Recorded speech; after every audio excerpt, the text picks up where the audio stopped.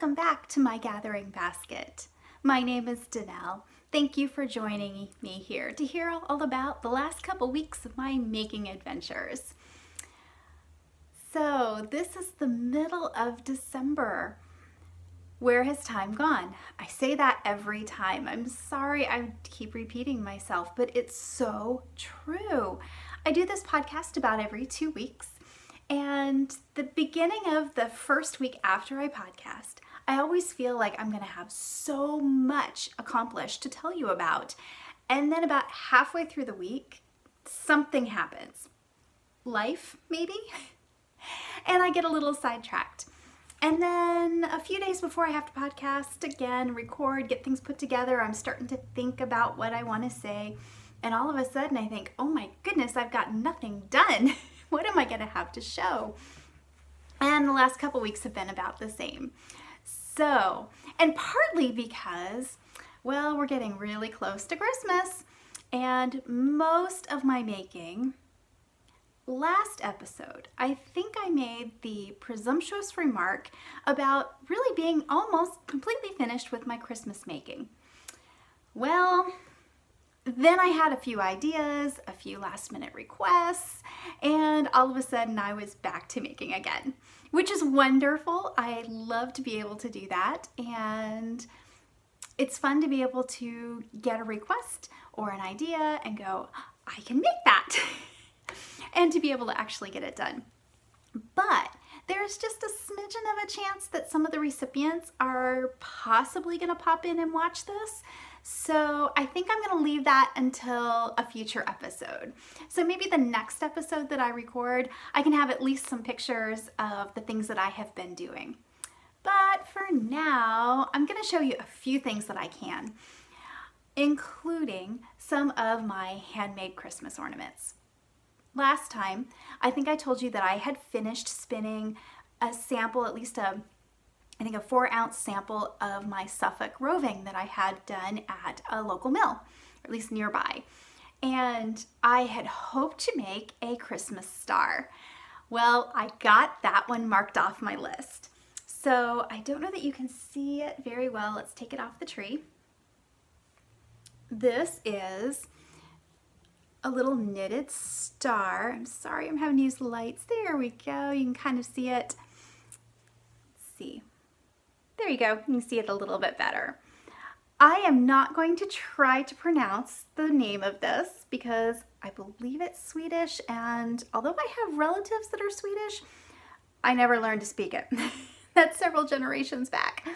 So I'm going to pop the name down below here and the link. This was a fun little, it's two-sided. I will have to say this might, well, I'll probably try it again. Probably not right away. It is a brilliantly written pattern. Very pretty. I did have, I don't know if you can tell, I had a little bit of trouble on the back. This pattern starts, it's a free pattern. It starts around that you pick up, or you cast on, excuse me, all of the stitches around the outside, and you work towards the inside. And then when you finish this side, this is my first side, then you flip it over, you pick up all these stitches, or the pattern suggests you can actually leave all of those stitches on a, like a circular needle and then pick them up. That seemed a little bit too awkward to me, but I might try that next time, because picking up all those stitches it took a little bit of time. You're working these on 5 double pointed needles, and then obviously working on the 6th, and by the time you get about halfway around, you work this all the way until about the last 2 or 3 rounds, and then you stuff it. And what I did, because this was a little bit loose, I think I used, yes, I used a US size 3 needle, mainly because it was the only set of needles I could find in an appropriate at all size for this little thing that I had 6 of. Most of my sets of needles came in 5s. So I had a size 3 that I had enough to do this pattern with. And again, it was not hard.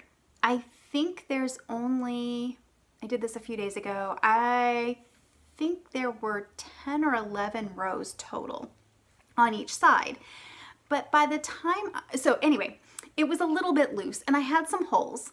So what I did was I stuffed it with some of the roving that I had left over of the same thing. So even though there's a few little holes in there, the benefit of using your own hand spun, I was able to stuff the star with a matching roving wool in there. So my little holes don't show up too badly, I don't think. But by the time you got about halfway through this, oh man, I had to do a row, take a break, do a row, take a break.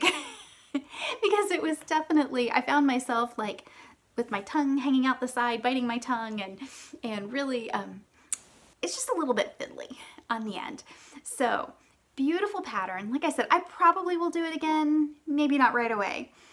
But I'm really hoping for next year to be able to, and I don't know, I'm probably not the only one that's ever said this. In fact, I know I've heard other podcasters say about this point in the year, I'm going to start working on Christmas ornaments for next year. And I have every intention of it. We'll see if it happens. But I would love to have a few more of these. So that's my little hand spun, hand knit star. Love the way it turned out. And it looks great on my little tree. I have not done a lot of ornaments. I have one more that I had alluded to, talked about last time. I did get all of my hand spun, my homegrown hand spun cotton. I said my goal for this year, one of the things I absolutely wanted to get done was grow enough cotton and spin it to be able to make some snowflakes. Well, I got all of it. I think the last time I had shown you that I had it all spun and plied. This is my little gumball. It's a little blowing out there. So there's my little gumball. I put it on my little scale and it weighs 6.6 grams. 6.6 grams total harvest.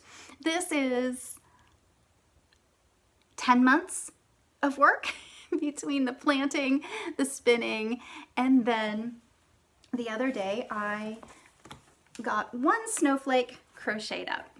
If you can see, it's not starched yet. In fact, I didn't have any commercial starch like spray or the commercial dip.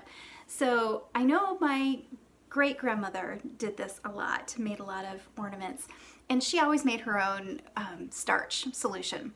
So I thought, okay, I can do this. So did a little bit of Googling because it's been a long time. I think I even tried it once, maybe, I'm not sure. And came up with a couple guidelines, I guess, more than recipe. And basically, it's about a tablespoon of just plain old cornstarch in a cup of water. Mix it up until it doesn't have any lumps, think making gravy. Mix up that solution and then boil it. Bring it just barely to a boil, let it boil for 30 seconds to a minute maybe. The whole thing turns kind of clear. If you've ever made candy, it's kind of the way it looked to me. It goes from this milky white to a very clear solution. And then you let it cool down enough to be able to dip this into the solution, wring it out so it's not oozy drippy kind of thing. So kind of get the excess out. And then I'll go ahead, I pinned this out to my blocking board just to see if I liked the design. This was another free on Ravelry. It was actually a book of 12 snowflakes. I have so many patterns and so many books, leaflets of crocheted ornaments, and they are in a box somewhere. I haven't seen those since I moved into my house. So I just popped on Ravelry, and I'll put a link to the booklet that I used. There's 12 patterns. If you've never crocheted snowflakes, there's a lot of, I think there's links to tutorials on YouTube. It was a very good pattern. It's a little bit big for my little tiny tree. You're seeing 90% of the tree here, so I don't have a big tree. I need small ornaments, but I had it all pinned out, and I actually like the way it looks. So I'll see if I can. There you go. So I'll get it all in the stiffener and then pin it back out like this. I am using a size 7 metal crochet hook. So fairly small, not the smallest I've ever used, but very happy with the way this turned out for my first crochet cotton thread. No, that's not entirely true. I have done some other crochet projects a long time ago with some naturally colored cotton, but to be able to get this out of homegrown, that is not, I've always started with like cotton roving or sliver before. So to be able to do something that was even enough, not totally, but even enough that I could crochet snowflakes. And I'm hoping to get a couple more. These little things take like 30 minutes to make up. So I'm hoping to get a few more, and they take next to no yarn. I didn't weigh this, I thought about it, but I should be able to get at least another 4 or 5 snowflakes. I don't know that I'll get them all done before Christmas and get them up on my tree. I'm fine with that. I will definitely get those done for next Christmas. So I am very happy to have that much done. And I'm already thinking ahead to next year. I have all the seed that I saved from the cotton bolls that I took apart to spin. I have all of that seed saved, and next year I will be planning some more. Hopefully, I'm figuring, I do have some grow lights that I do some seed starting under, so I'm hoping I can get those started end of February, first part of March. We'll see, just kind of depending on the weather. It is a long crop, and that was my problem this year. We just didn't, we had a late spring and an early fall, a fairly early freeze, and it just caught most of my cotton bolls just starting. And I actually did go ahead and pick those cotton bolls and brought them inside thinking maybe they would dry, since they were already cracked a little bit, just not fully mature. And actually they pretty much all molded. They just did not dry appropriately. Part of the interesting thing, and I don't know that I've ever done this before. Like I said, I've always bought commercial top and often dyed. So this time I had to do my own scouring. Much like wool has lanolin, cotton has wax. So, and I could feel that when I was spinning it. It was a little bit, this, and I'm sorry, it's kind of blowing out. I got a lot of shadows today. This has a very, very different feel than the yarn that I spun. Very different. If you've ever bought a commercial yarn on cones that still had the spinning oil on it, weavers get this a lot. Machine knitters will buy, certain companies have cone yarns that still have the processing oil on them, and they feel almost stiff when you're working with them. And then when you wash them, all of that spinning oil dissolves and you have this wonderful fluffy fiber. I know I have bought some cone yarn from Brown Sheep, and it was sock yarn, and when I got it, I thought, what is this? And a friend of mine was familiar with the company and actually sells for them, and or distributes. And she said, oh, that's their cone yarn. It's wonderful stuff. It goes, at the time I had my circular sock machine, and she said, use that in your CSM. You will love it, and just wait till you get it all washed up. And she was absolutely right. This yarn was very slick feeling on in my wheel, and then on my nitty knotty, and it was kind of not harsh, but it was coarse. And so I did a little bit of research, because I've heard various things. I've heard that to set the twist you have to boil it. So I've heard people say that you use lye. I've heard that you can just use salt. I've heard so many different things. So I did a little bit of research. The best concise article that I found, which I didn't entirely follow, came from the site The Woolery, just thewoolery.com. And they have so much, they're an online store for just about anything fibery. I haven't bought a lot from them. I think I've bought a few things, but I love their education. They have so many videos, articles on just about anything that they sell. So I found their site very helpful on scouring cotton. They use soda ash. I did not have any soda ash, and I really didn't want to buy a different product. I do make my own laundry detergent. No, not detergent, laundry soap. Difference there chemically. But part of that is washing soda. I am not a chemist. I have friends that are, so I'm probably saying all of this wrong. But in my reading, I found there's some similarities between washing soda and soda ash. So I took a gamble because this is what I had on hand. You also use like a Dawn dishwashing soap to cut down that wax. And so I thought, well, the worst thing that happens is I have to rewash it in something else, right? So I just took a couple tablespoons of the homemade laundry soap that I make, and dissolved it in some hot water, put my cotton in there, let it sit for probably close to an hour. And then this was in a pan. I put the pan on a burner, and Kate brought it just to a very minimal boil. Turned it off, covered the pan, let it sit for about an hour or so. I may have let it boil for a little while, just really softly. One thing I did find is that although I'm used to washing and dyeing wool and putting ties on my skein, if you ever boil cotton, put 10 times the number of skein ties.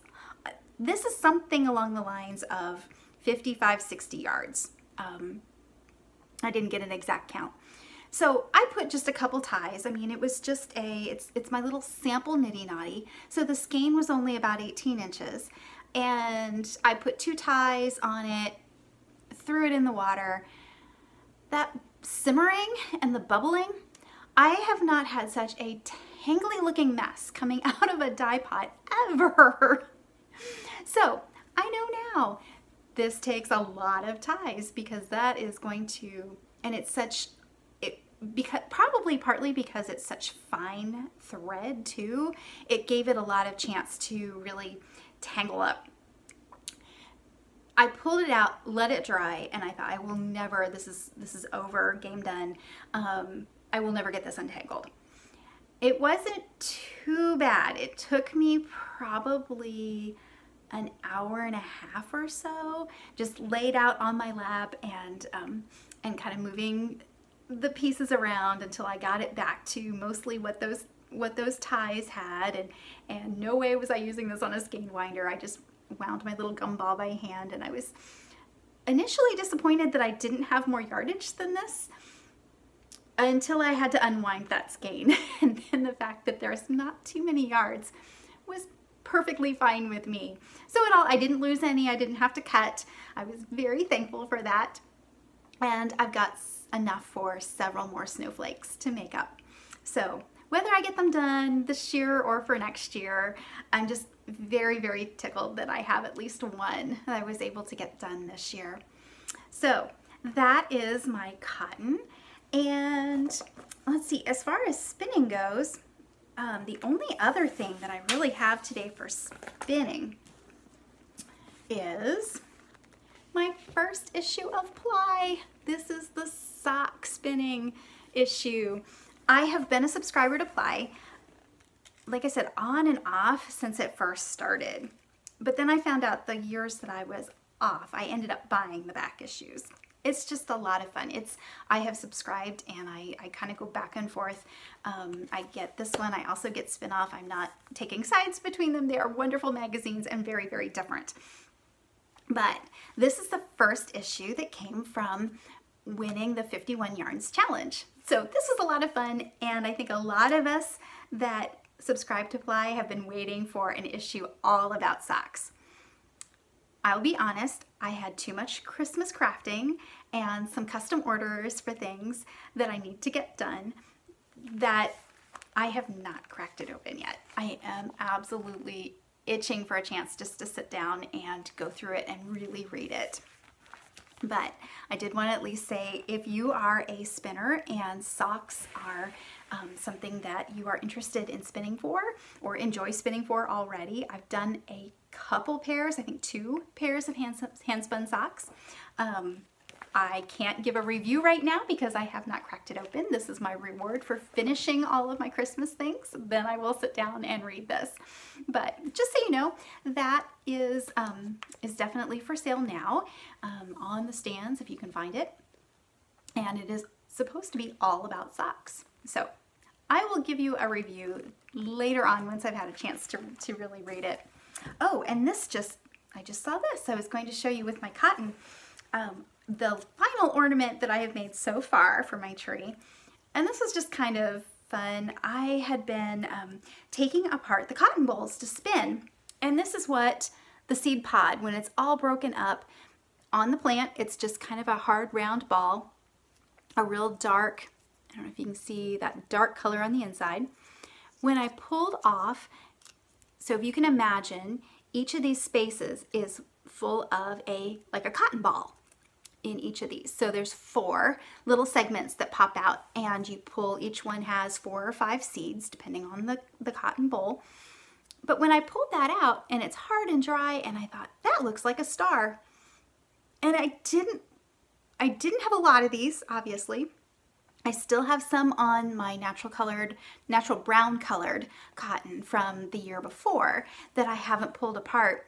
And I may go ahead and pull some of those apart and go ahead and get them started and ready to spin, because I do want to still get those made out. But what I did was got some gold spray paint.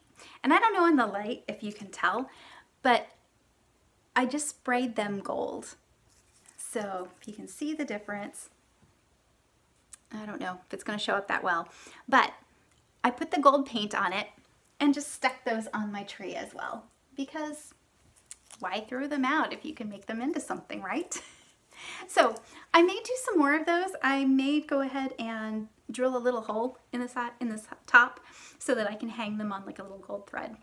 So knitting, well, other than a little bit of gift knitting, and I've gotten a little bit more work on my socks and a little bit more work on my cowl, but not really enough that you would notice. And then, of course, doing my little star.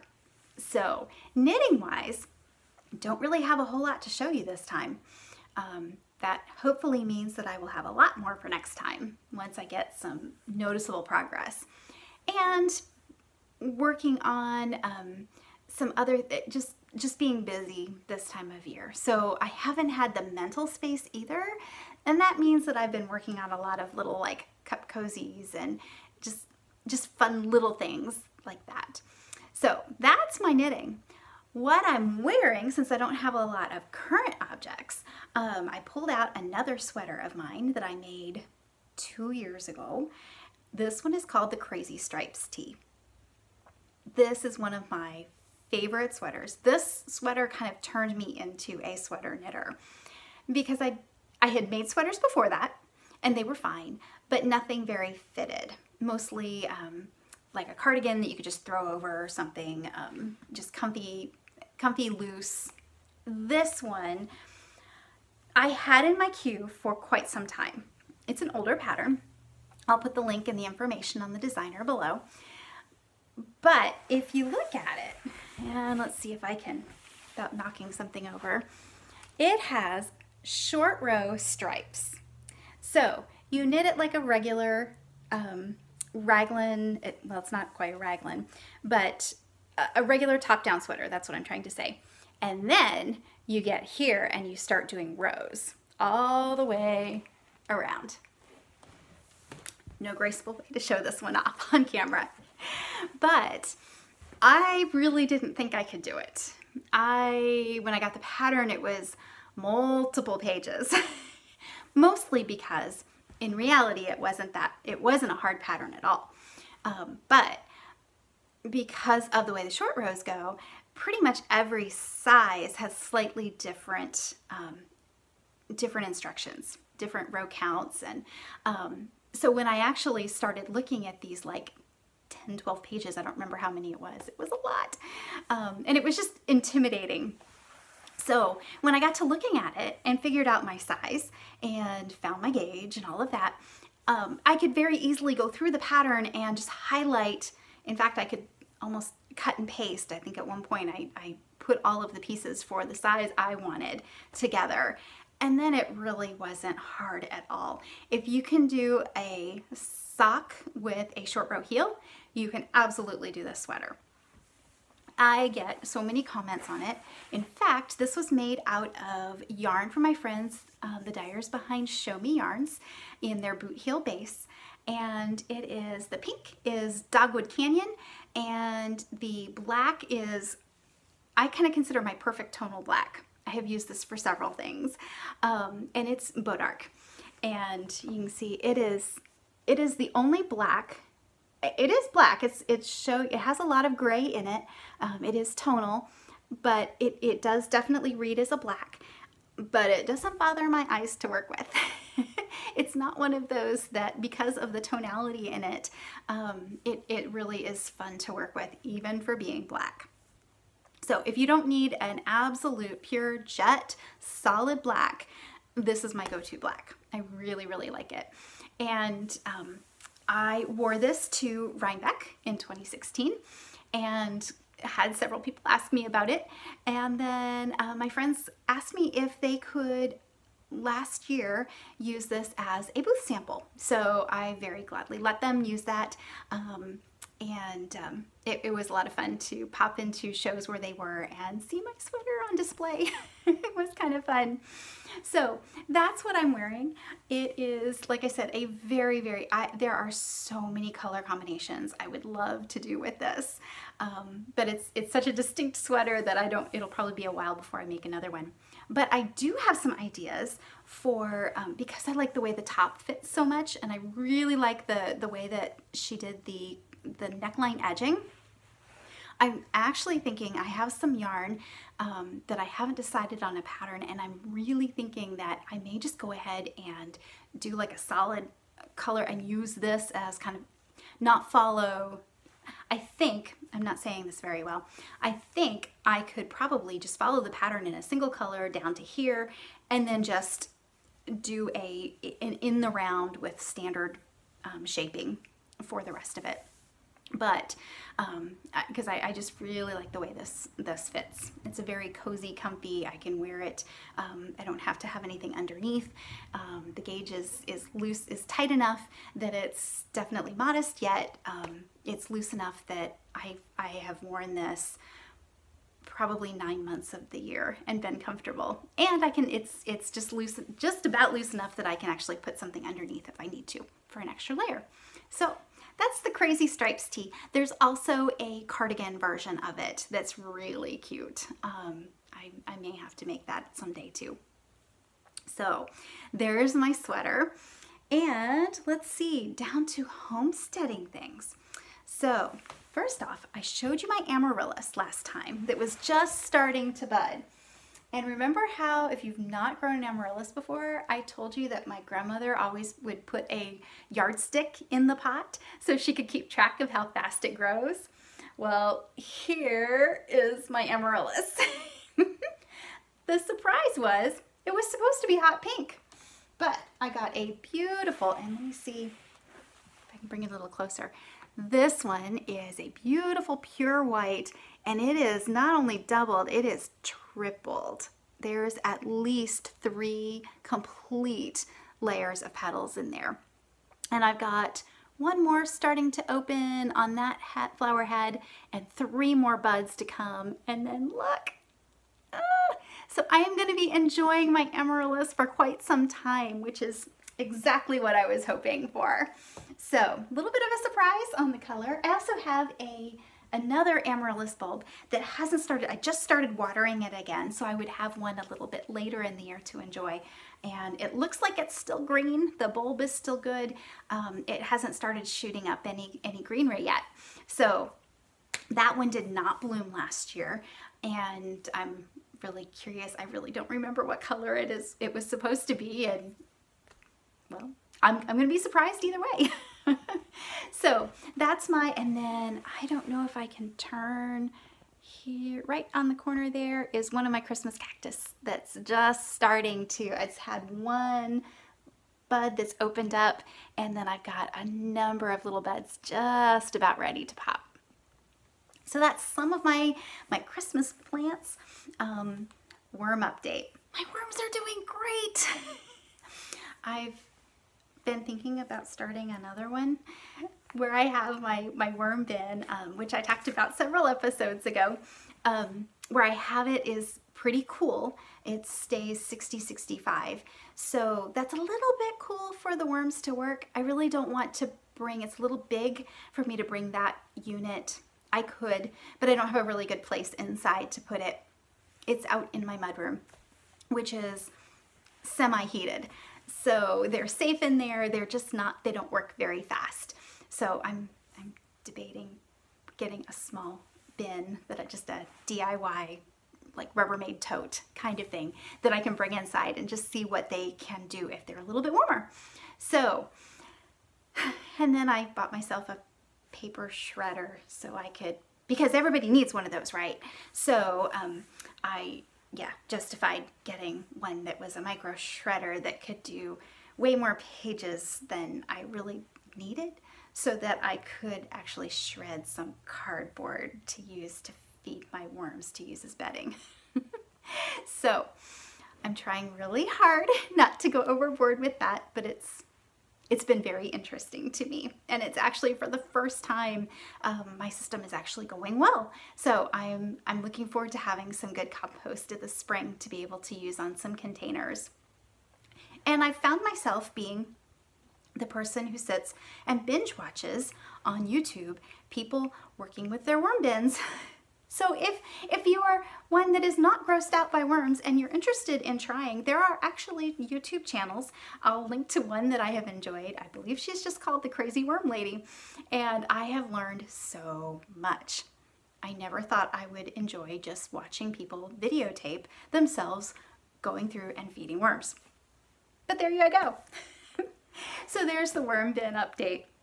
I have also been doing a lot of weaving, and I know I don't have a whole lot of knitting and yarn content, so I was working this week on warping up a new warp on my big rug loom. I have a sectional loom, so I warp up enough for somewhere around 9 or 10 rugs. Some people put on enough for 100 rugs and like warp it once a year.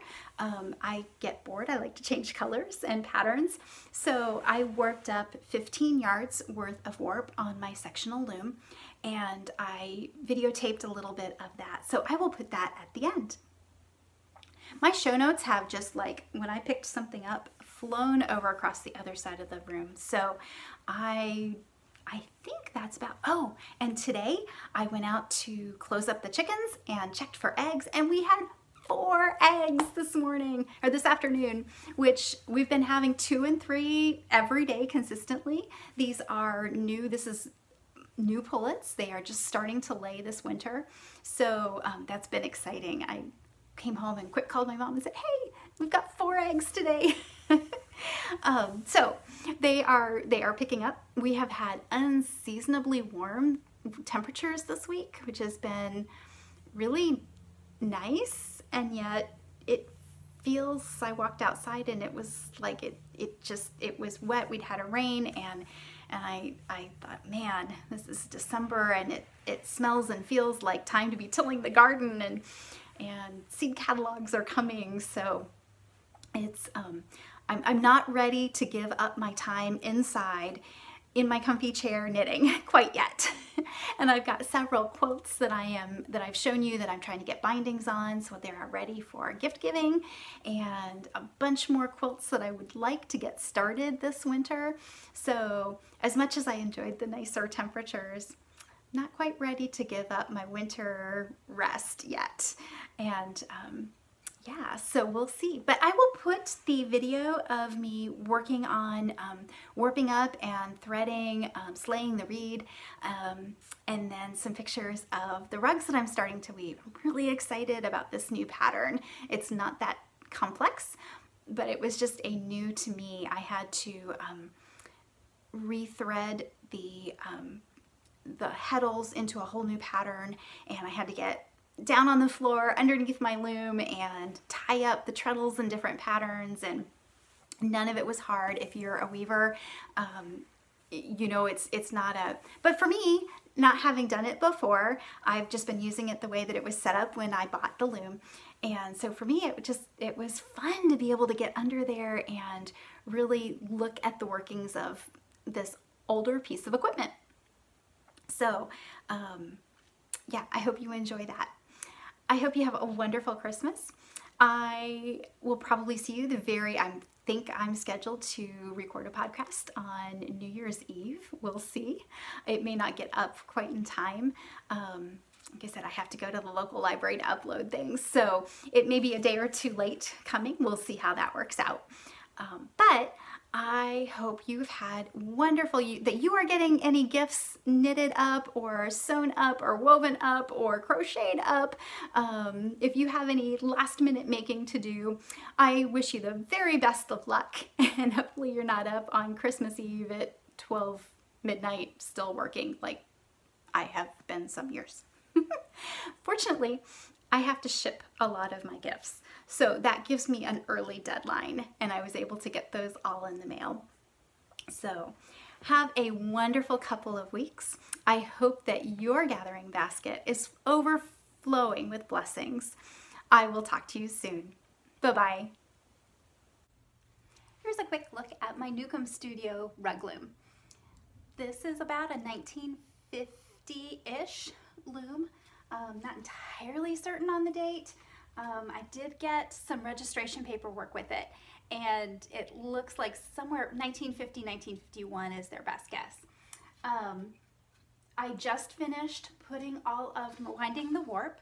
You can't see, maybe I'll put in a clip, but right down there you can see where I have I've got about 15 yards of warp. This is all natural cotton warp put on my sectional beam back there, and I'll try to insert a picture of that piece also.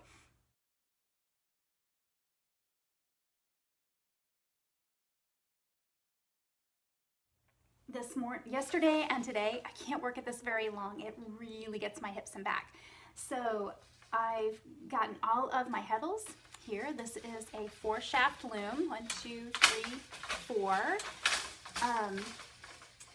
So I have all of my heddles. There's, I believe, 312 ends or 312 strings like this in this pattern to make about, it's 26 inches wide in my loom. By the time I get it off of the loom, and there's a little bit of shrinkage just from tension, that kind of thing, it'll come out closer to 25, 24 and a half, something like that. So yesterday and this morning, I spent my time getting all of these threaded and into the pattern I'm going to be working on, called chicken tracks, or turkey tracks is another name for it. Because I'm doing it all in a single color, a friend of mine that is a weaver did hers in a single color, and it made it look a little bit like a chevron pattern. Typically, chicken tracks is done in at least 2 colors, sometimes more like 3 to 5 colors, depending on how complex you want it to look. So I'm giving this a try. This is my first time doing anything besides just a plain old under-over type of weave. So this is a form of twill patterning. So now I have to take all of these that I have threaded through each of these little eyes, and now I have to go, and I'm sorry I can't zoom in real well, but each one of these needs to go in the correct pattern. This is what they call slaying the reed. So into the reed. So you can't tell from here, but I have all of my heddle eyes painted different colors. So I know there's a red, here's a black, and then I go on farthest. So here's a blue, which is shaft 4. Shaft 3 is green. Back to 4, which is blue.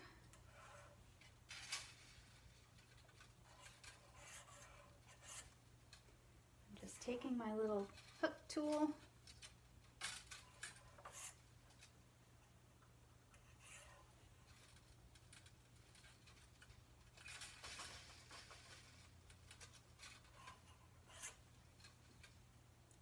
stitch that one.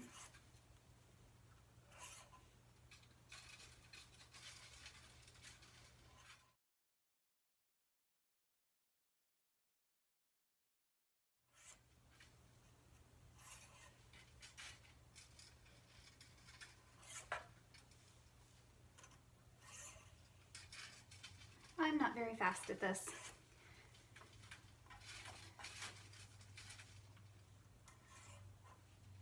So I'll probably be working on this off and on throughout the night.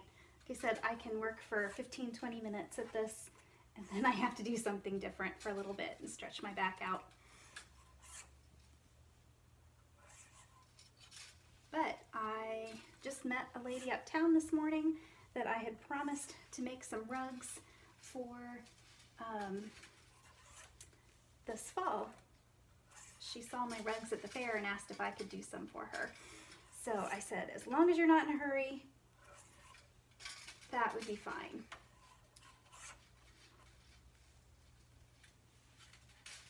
And she wasn't in a hurry, but she said, you know, if I had those for Christmas, I'd give them as a gift. My daughter would love that. So I'm gonna try to get, once I get this process done, which I usually spread out over a few days.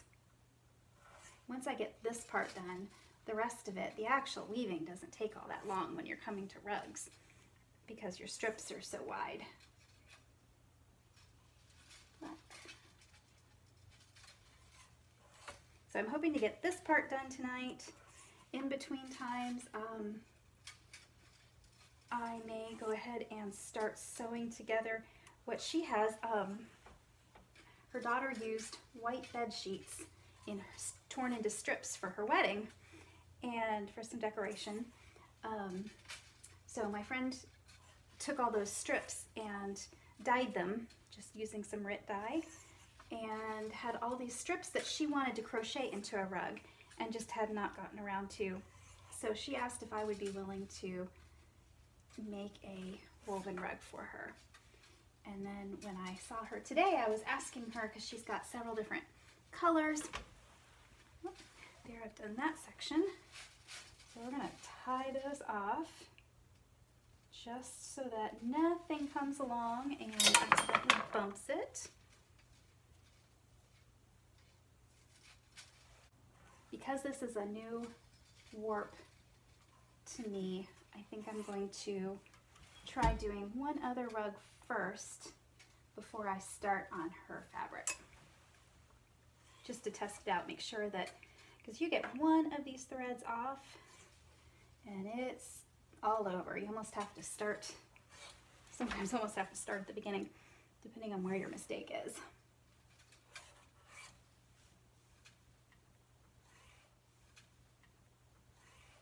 So that is my loom and a little bit of the warping process.